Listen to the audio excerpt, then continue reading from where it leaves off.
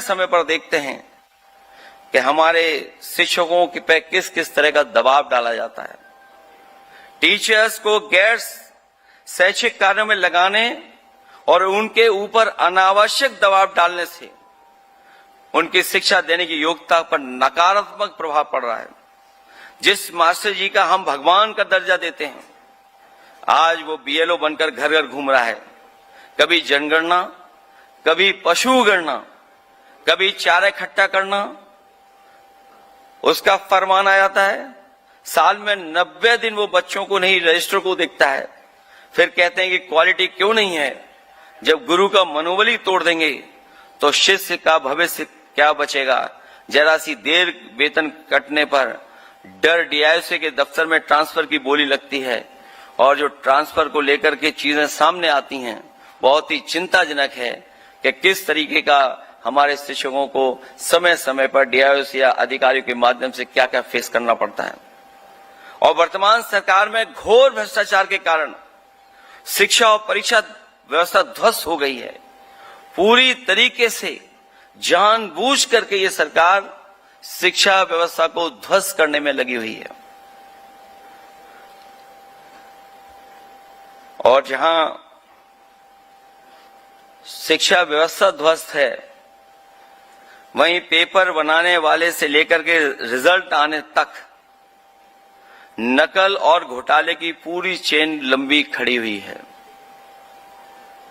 यानी paper setter से लेकर के रिजल्ट तक हर कड़ी पर पैसे पहुंच और मिलीभगत से पूरा सिस्टम बिक गया है। और मेहनत करने वाले बच्चे को सिर्फ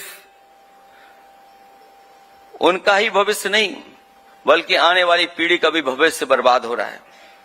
आज ये साफ उजागर हो गया है कि सरकार किसी भी गलती के लिए खुद को जिम्मेदार नहीं मानती और शिक्षा मंत्री के इस्तीफे की मांग को बेशर्मी से ठुकरा देती है। सच तो यह है कि जब समस्या की जड़ में वर्तमान सरकार का अपना भ्रष्टाचार है, तो यही लोग किसी न किसी रूप में परीक्षा व्यवस्था और युवाओं के भविष्य का ध्वस्त करने में हैं। जहां तक तीसरा सवाल उठता है कि नौकरी को लेकर के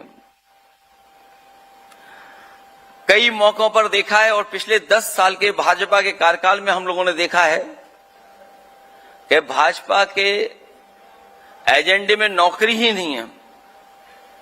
और अगर एजेंडे में नौकरी होती तो शायद उत्तर प्रदेश में इतने पेपर लीक नहीं होते, इतनी परीक्षाएं नहीं रद्द होती।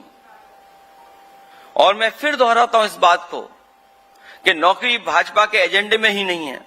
एक बड़ा सवाल यह है कि भाजपा सरकार नौकरियां क्यों नहीं देना चाहती है, जबकि वो जानती है कि नौकरी न देने से पढ़े लिखे युवाओं में आक्रोश पैदा होता है, जो भाजपा के ही खिलाफ जाता है।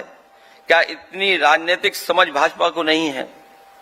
ये जानबूझ करके, ये जानते हुए भी कि युवा पीढ़ी आक्रोशित होगी, नाराज होगी, उन्हें राजनीतिक नुकसान हो सकता है, लेकिन उसके बावजूद भी नौकरी को लेकर के उनके बीच में कोई ऐसा ठोस योजना नहीं लेकर के आ रहे हैं।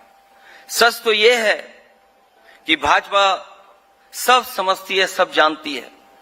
नौकरी न देने का फर्स्ट रीजन, पक्ष या कारण यह है कि भाजपाई के लिए पैसा कमाना युवाओं के भविष्य बनाने से ज्यादा जरूरी है। क्योंकि युवा तो चुनाव में ही अपना गुस्सा निकाल सकते हैं, जिसे भाजपाई सरकार ही हेरा फेरी से जीत लेने का मंसूबा पाले बैठे हैं।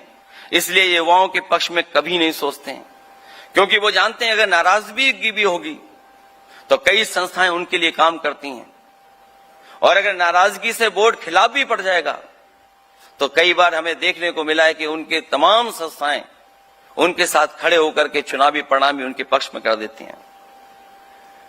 नौकरी न देने का दूसरा रीजन ये भी है, और पक्ष ये भी बनता है कि नौकरी में निश्चित वेतन देना होता है, जिससे राजकोष से पैसा निकलता है, लेकिन उसमें वे भाजपाई कमीशन खोरी नहीं कर पाते हैं।